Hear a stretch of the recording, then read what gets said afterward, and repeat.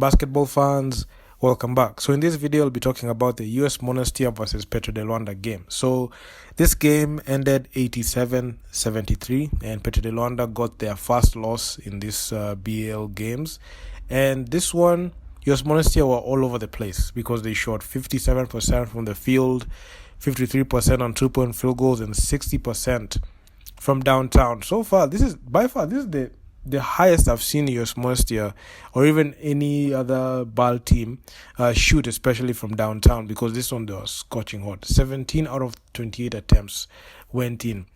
But when it came to the free throw line, they were 42%.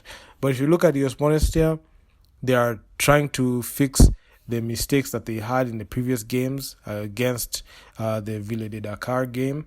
And in this one, they did it in spectacular style. And the defending champs in this one didn't have a chance, especially when it came down to shooting the three ball, because they were 8 of 23. So they were not able to, offset that. But this game was kind of interesting because it started off very well, and Petro had a grip on things. And when it came to the second quarter, you could see the US Monastir recorded a quarter-high 29 points to Petro's 23. But in the second half, it's like Petro de Luanda just shut down, and they were not able to replicate the same productivity as the way they started. And you could see the lack of talent and experience that the team had in previous times came knocking. And you could see the lack of productivity down the stretch, especially in the fourth. That's the main reason as to why they lost this game. And without Carlos Moraes, Nicolas Faust, especially Nick Faust. Nick Faust was the guy that was able to bail out the Petro de Luanda team down the stretch. If you look at the whole BAL playoffs, you'll see that guy was very consistent, was very clutch. But this one, they didn't have that talent to be able to take them to victory. So this one, you can say they're far removed from the championship team and the championship identity that they had, but they still have quality players on the roster. But guys who can knock it down when it matters, they were non-existent. And it was sad because we had AJ Anosike. He had 16 points in this loss for Petro de Luanda. Yannick Moreira, 14. Patrick, he had 11. Yannick Moreira, he had 14.9 boards game. Yannick Moreira led 9 boards. Chile Dandao, 5 assists. So Abubakar Gaku was that guy that looked like he can hold down the offense, but he doesn't look the same as last year. But on the flip side, if you look at the US Monastir team, you have an abundance of productivity. So Fares Layani, he's another guy that I've been monitoring. He had 10 boards. We had Babakar Sane. He's another guy who was dominant. He had 24 points. Eldridge, he had 23. And Patrick Hardy Jr., he had 17. So you could see there's an abundance of scoring productivity on US Monastir. And their shots were going in. And even when it came to,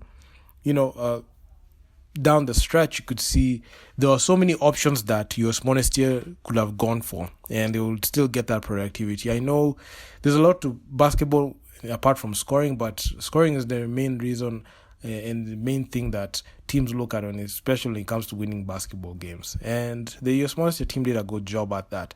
And both teams were tied in total rebounds, 34 apiece, but US Monastir, they were dominant because they dished out the rock 25 times to Petro's 18. So in the assist department, US Monastir just knew how to play team basketball. And they hail from North Africa. So this one is a North African versus a Sub-Saharan African clash. And what makes this matchup very important is US Monastir, they are North African Tunisia, and the defending champions, the first Sub-Saharan team to win the BAL championship was Petro de Luanda in BAL Season 4.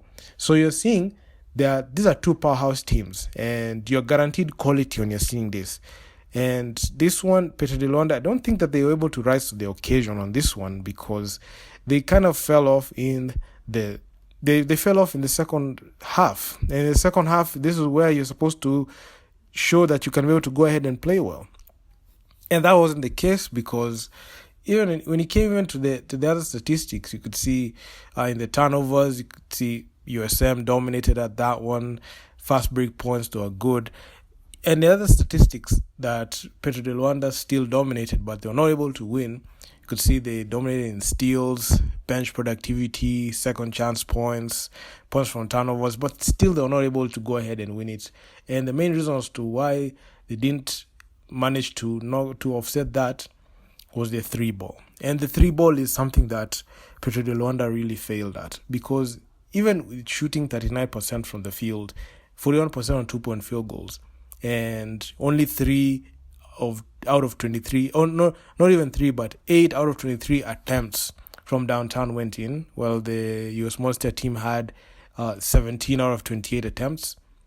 You know, you're not going to win a basketball game like that, so it is what it is. So I was not too excited with the outcome in this one. I was expecting it to be at least a bit more competitive, but that wasn't the case in this one.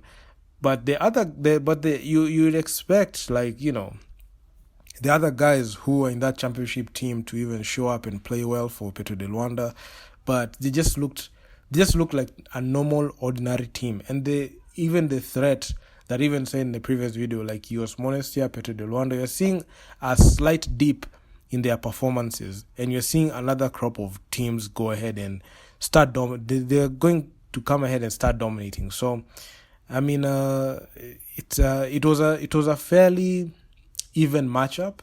I don't think the Petro de Luanda team were ready for US Monastir, because US Monastir made a lot of changes, especially coming from the previous game that they played. And you could see Petro de Luanda, when they won that first game against Creole Star, you would have expected them to make, you know, to just look back and look at and prepare for this matchup for US Monastir, because this was not going to be an easy game.